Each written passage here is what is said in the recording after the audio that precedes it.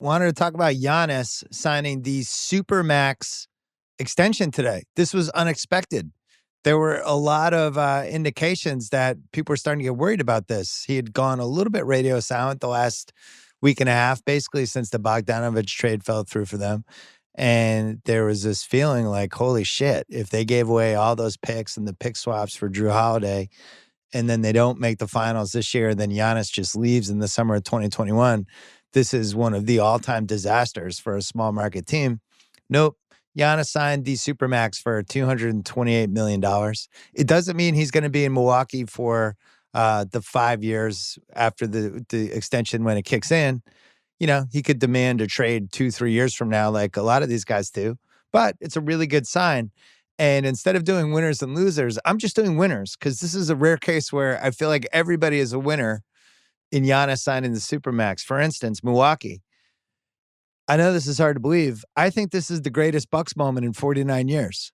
They won the title in 1971.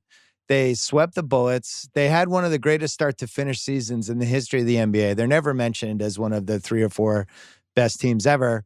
The league's a little weird at that point, and people are starting to drift to the NBA. And from a player talent standpoint, maybe not as strong as some of the other great teams in the competitions they've had.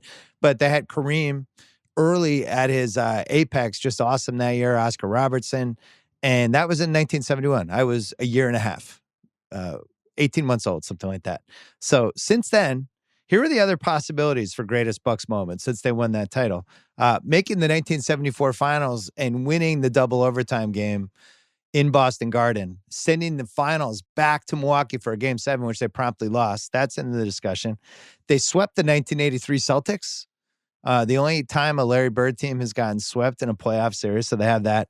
They fleeced the Clippers on the Terry Cummings trade. They traded Terry Cummings, or they got Terry Cummings. The Clippers got Marcus Johnson.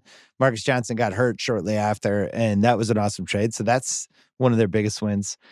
The Fear the Deer season, whatever year that was, when Andrew Bogut was really good, 2010 range. Fear the Deer became a thing. It used the internet a little bit. That was fun. I wrote an ESPN magazine column, I think in 2007 or 2008, volunteering my services to be the Bucks GM because at that point they were pretty beaten down. And I did it as like a part parody column. And a lot of Bucks fans were actually like fired up by the idea and tried to gain momentum. And it became a thing on local radio. And I count that as my personal highlight with the Milwaukee Bucks. It's both a highlight and a low light for them as a franchise. They almost beat the 1987 Celtics. And I went to game 7, and really they should have won. It was a game that Kevin McHale and I broke down on NBA TV. They were up, I think, 8 with 6 minutes left. Sidney Moncrief, Paul Pressey, John Lucas. The Celtics are really banged up. McHale's on the broken foot by then. Parrish has a sprained ankle. DJ has a sprained ankle. They came really close, and we got some awesome calls in that game, and Larry Bird was at the peak of his powers.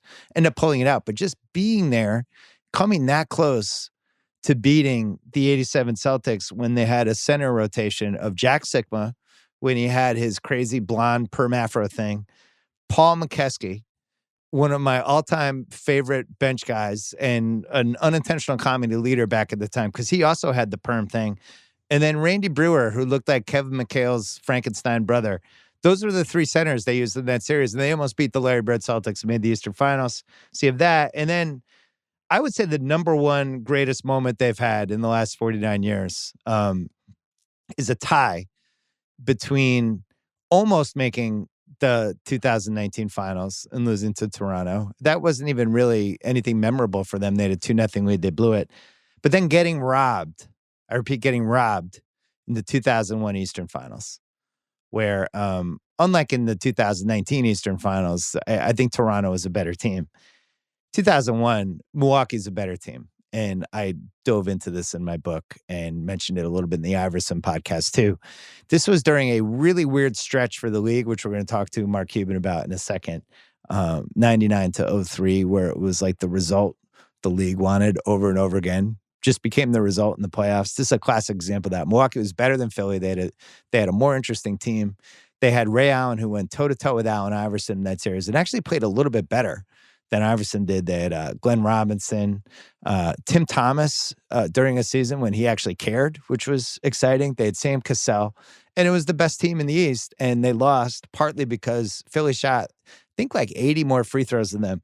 You bring this up to any Bucks fan, they can go on for 5 minutes about it. And I'm telling you, losing that series and getting screwed over and being kind of the 2002 Kings with worse PR was probably their greatest moment of the past 49 years, other than picking Giannis in the 2013 draft, which, by the way, they had no idea they struck oil with that Giannis pick. So them convincing Giannis to sign a Supermax, they know he's there for the next few years. It's a huge victory, both for the franchise, for the owners, for rolling the dice with that Drew Holiday trade. And if they had lost Giannis a year from now, after a protracted 9-month, is he going to stay? Is he going to leave? Is he going to stay? Is he going to leave? 7 months, I guess. And then he leaves. That's even more devastating than what happened to Oklahoma City with Durant. Because at least when Durant left Oklahoma City, they still had Westbrook, and they could at least had somebody. In this case, they would have Drew Holiday and Chris Middleton, and 42 wins and no draft picks. So what a bullet dodged. So Milwaukee, biggest winner. Second biggest winner, Giannis. He just made $228 million. He gets to stay in a city that he really likes, and he has the chance to have a Dirk Nowitzki type career where he stays in the same place. And if he ever wins a title there, it's just going to mean more to those people than if it was a hired gun title. Another thing we talk about with Mark Cuban in a second, he has now opened the door for that possibility. And look, it's always meaningful to win a title wherever you win it. Doesn't really matter what city it is. But I guarantee LeBron feels like the 2016 Cavs title, winning a title for the team that drafted him, even though he left and came back. I promise that was the most meaningful of the 3 titles for him. It means more when you have real DNA and real roots in the city, and he does. And they took a chance on him when he was a 6'9" kid from Greece, and the draft videos looked like he was playing against YMCA kids. He grew 3 inches. He became this improbable, can't believe it, oh my God, this guy looks like he might be a potential franchise guy within about 18 months. And now we're here. And now he is the guy who stayed, which is just heartwarming. Another winner, the NBA, because this, at least for now, kills the narrative that the NBA is turning into the Premier League, which Chris Ryan laid out on his Friday Ringer NBA show podcast, on his new podcast, The Answer, where basically this is in soccer now, players just change teams all the time. You have transfer fees, all that stuff. The NBA can at least point to this, and hopefully Luka in 2 years, as another guy who stays and wants to stay long-term, has like, hey, some guys leave. That's why we have free agency. Other guys want to stay. And this isn't like the end of the world. And this isn't going to just turn into NBA 2K. So that's good for them. Another one who's a winner, this is going to sound weird, the other 29 NBA teams, except for Dallas, because I felt like if Giannis was going to leave, he was going to go to Dallas, and he was going to play with Luka Doncic, and they would just be the guaranteed mark those guys in the finals for the next 10 years. Oh my God, is this the greatest duo of all time? That would have sucked for the rest of the league. It would have been really cool if you were a Dallas fan. It would have been really cool if you loved Luka and Giannis. And I think as a combo, they would have complemented each other in so many ways. We'll never know. But I think it's great for the rest of the league that we have Luka on one franchise and Giannis on another versus them on the same team. Adam Silver, I think, is a winner because this at least pushes off the player empowerment. What do we do? How do we fix this conversation? Because he can just point to Giannis. Here, big winners here, Mark Lazary, Wes Edens, the guys who bought Milwaukee, I think 5-6 years ago. They bought him for $550 million. As part of it, they agreed to keep the team if the state helped buy an NBA arena, which is always amazing to me when billionaires convince the cities to pay for their own arena, or at least most of it. Now Giannis is locked in. NBA values have skyrocketed over the last 5 years, although that might have cooled off with the pandemic. We'll see if that bounces back. But they now, as long as Giannis is there, this is one of the 7 or 8 best teams to own. We saw this with LeBron in Cleveland. When LeBron was there, they were one of the top 5 most valued franchises. As soon as he left, the value got cut in half. With Giannis, everyone's going to want to own a team that has Giannis, that has a chance to be in the finals every year. So these guys wanted to flip their $550 million investment for 3 times as much money, or 4, actually it'd be more than that. They'd get $2 million easy. They had the option. I know. Rich guy's getting richer. Who cares? But way better than owning the team that lost Giannis. And now it's like, fuck, do we move to Seattle?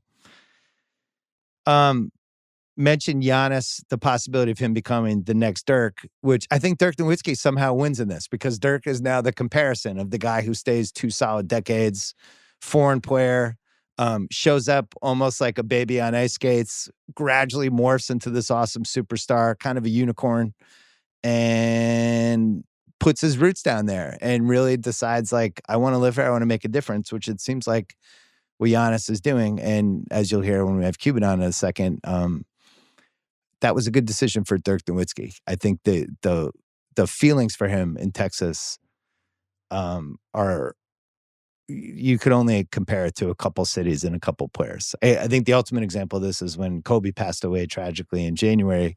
And I think the entire world really got a feel for the first time of how important Kobe was to Laker fans and to the city of Los Angeles. There's only a few players that have that kind of impact. And Giannis has a chance to have that kind of impact in Wisconsin. It could be him and Aaron Rodgers, you know, and then a drop-off, Brett Favre, and then everybody else. Another winner, fans. Why fans? Because we just got saved 100,000 hours of Where is Giannis Going programming. And people going, well, Miami's really starting to feel like they can get him. Toronto, Masai Ujiri is super confident that Giannis might come. We don't have to hear any of that. We don't have to hear the 20-minute first take monologues with Max Kellerman and Stephen A. You don't have to listen to my podcast as I do my 10th variation of if Giannis leaves, the NBA is going to fall apart completely. We just avoid all of it. It's great. It's wonderful. Another winner, Victor Oladipo, Rudy Gobert, Kawhi Leonard, and Blake Griffin. Well, why is that? Because this suddenly vaunted 2021 free agent class is now about as exciting as the 2020 free agent class was. And that led to Gordon Hayward, a guy with a metal rod in his ankle who hasn't been healthy in 3 years, who can't really guard anybody anymore and doesn't go to the free throw line anymore, signing for $30 million a year with Charlotte because there just weren't a lot of good swingman free agents and he lucked out. Now we're in a situation where you have somebody like Victor Oladipo, who's in the last year of his contract with Indiana, and middling trade value compared to probably what his ceiling is. If he shows anything in Indiana, if he's 90% of what he was 2 years ago, he's going to make money. If he's 100%, look out. I mean, he's looking at like a legit max. Rudy Gobert, who goes from in March, he is kind of the lightning rod for the pandemic hitting the NBA and games getting canceled and all that stuff. And now by July 2021 will be one of the marquee free agents. Blake Griffin's another one. If he shows anything this year, it seems like, well, Blake Griffin's not going to make $30 million again. Well, you would have said that about Gordon Hayward about 6 months ago. Guess what happened? Gordon Hayward made $30 million again. And then Kawhi would be the big one. I am personally dubious that Kawhi would leave LA. This was a 3-year odyssey for him to get to LA, to be in San Diego, to live in California, to play for the Clippers. And even though he has a shorter contract thing, I think that's more to do with leverage against the Clippers than anything. We just saw Paul George sign a max extension. So my guess is Kawhi will end up signing. So we've already crossed off LeBron, Paul George, Anthony Davis, now Giannis, and probably Kawhi too. So that free agent class is going to suck. And then our last winner of this Giannis thing, I would say, Knicks fans. Well, why Knicks fans? Because Knicks fans have been dicked around really for the last 20 plus years since James Dolan bought the team, always convincing themselves that the next savior was coming, that they were going to get the next awesome free agent. My friend Brian Koppelman, his son Sammy laid out this awesome thread on Twitter that Brian was delighted about, comparing, as morbid as this sounds, Trump's handling of the pandemic to James Dolan's handling of the New York Knicks, where it was like, the vaccine's coming, it's going to be great, we're almost there, we got this. And it was the same thing where how Dolan, what he would do with free agents, he wouldn't do it publicly, but it was always insinuated, oh, they're looking at LeBron. 2010, here comes LeBron. Oh, Durant might have a chance at him. And it's just this carrot getting dangled in front of the noses of Knicks fans. I think after 20 years, now that they have Leon Rose and World Wide Wes, and And for the first time, they didn't shoot their wad in free agency and lock themselves down with contracts. They just grabbed a bunch of Kentucky guys. It feels like the Knicks and their fans have hit kind of a new reality of this whole thing. That, guess what? Giannis wasn't coming. He wasn't. It was never happening. He was never considering it. The Knicks fans knew it. James Dolan knew it. Everyone knew it. And they have to now build this from the ground floor. They have to find their own Giannis, whether that happens through the draft or some lucky free agent, whatever. But the days of Knicks fans and in general, people thinking, oh, New York, that's an option. It's dead. And I am actually relieved for the Knicks fans that I know in my life that I know they would have talked themselves into the possibility of Giannis at some point between January and March. That, well, if you win an NBA title in New York, that's the best thing you can do in sports right now. He might care. He might say it. Might have the right person. No, he's not coming. And the Knicks are going to have to do this the old-fashioned way. They're going to have to stop trading away all of their picks. They're going to have to stop keeping their fingers crossed that the next awesome free agent is coming, because he won't, and try to build this from the ground floor. So in a weird way, the Giannis thing is good for them because it removes that like pint of ice cream in the fridge that you shouldn't eat. It's just better to throw the ice cream out because guess what? You're going to eat it. And with Giannis, the longer he stayed in the fridge as a possibility, the longer the Knicks fans are going to think that's somebody who we might, you never know. And then you just do the same thing. It's like watching addicts. So anyway, they were the last winners for me. Good luck to the Knicks fans. I say that with love in my heart, because I don't consider you a rival because you've won 2 titles in 70 years. There's no Celtics-Knicks rivalry. There's just not. But I do have a lot of Knicks fans in my life that I like. And for some reason, they become fixated when these superstar free agents become available. Maybe now they know. The 2020s. This will be the time when you have to build the team the old-fashioned way. Good luck to them. Good luck to Giannis. Congrats to Milwaukee. Congrats to my college roommate, Chip Kane, who's been telling me this whole time that Giannis was staying. It's a weirdly good day for the NBA. It's nice to have somebody who's awesome on the same team for more than 5 years. I'm excited.